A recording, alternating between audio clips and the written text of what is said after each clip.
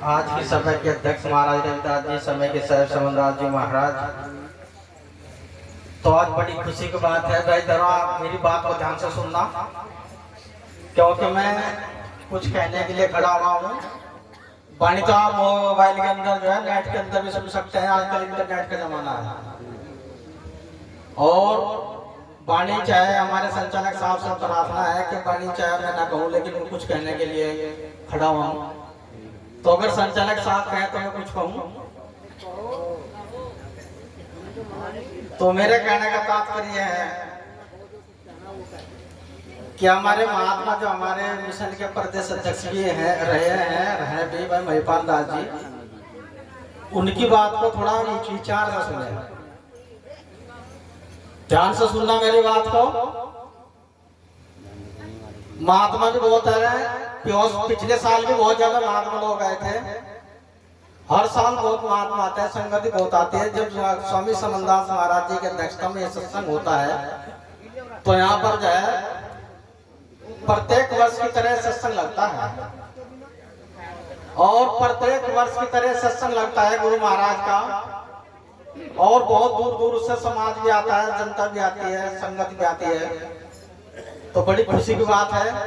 अब जैसा मूर्ति का जिक्र हुआ कि मूर्ति, मैं चाहूंगा कि भाई मास्टर जी जो है थोड़ी लाए हैं, इन्हें हजारों की तादाद में लाओ, और घर घर समनदास महाराज जी की जो मूर्ति है, ग्रंथ है, घर घर पहुंचाओ। ठीक है जी। पहला तो मेरा ये प्रार्थना है हमारे मास्टर जी से भी, क्योंकि ऐसा मास्टर जी ने पहले कुछ करा नहीं करा समाज के लिए, लेकिन अब हम लोगों को मास्टर जी करने की आवश्यकता है। ठीक है जी। अगर सभी महात्मा सहमत है तो बताओ। कोई भी नहीं बोल रहा महात्मा तो कहने का तात्पर्य है कि भाई मास्टर जी ने तो बहुत हिम्मत करी थी, राजस्थान तक मूर्ति लगा दे रहे। तो हम चाहेंगे कि भाई सभी लोग जाए, गुरु महाराज की जो गद्दी तो लग रही है, घर घर समनदास महाराज ने लगवा दी, तो भाई मूर्ति भी लगवाई जाए, अच्छी बात है। दूसरी बात यह है कि कड़वा जो होता है वो सच होता है, और जब प्रोग्राम होता है कहीं भी चले जाइए आप प्रोग्राम में, पहले बहुत ज्यादा जो है भीड़ होती थी प्रोग्राम के अंदर, भीड़ अब भी होती है। लेकिन मैं चाहूंगा कि सभी महात्मा लोग, प्रार्थना है, कोई बात का गलत संदेश नहीं है, कि सभी जो महात्मा लोग, हमारे जो अखिल भारतीय रविदास मिशन है, हमारे संचालक साहब जो बैठे महात्मा पाल दास जी समय है, स्वामी समनदास जी के समय के संचालक हैं। मैं चाहूंगा कि जिस तरह से हमारा मिशन पहले चल रहा था, वो इसी तरह से ऐसे प्रेम के साथ में चलता रहे, और ज्यादा से ज्यादा एक दूसरे के अंदर प्रेम रहे, प्यार रहे, मोहब्बत रहे। और मैं जानता हूं कि मेरा आना जाना सब लोगों के यहाँ है। लोग पूछते हैं आज हमसे कि भाई समनदास महाराज जी जो है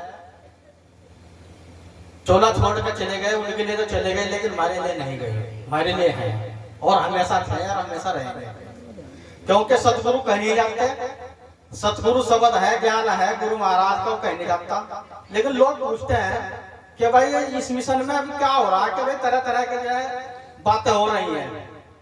तो खैर सारा समाज जानता है क्या बात हो रही है, क्या नहीं हो रही है। तो हम कहना ये चाहेंगे कि भाई बातों को विराम देते हुए सारे जो है प्रेम के साथ में रहे, अखिल भारतीय रविदास मिशन को लेकर चले। ये सबसे जो है अहम बात है हमारी।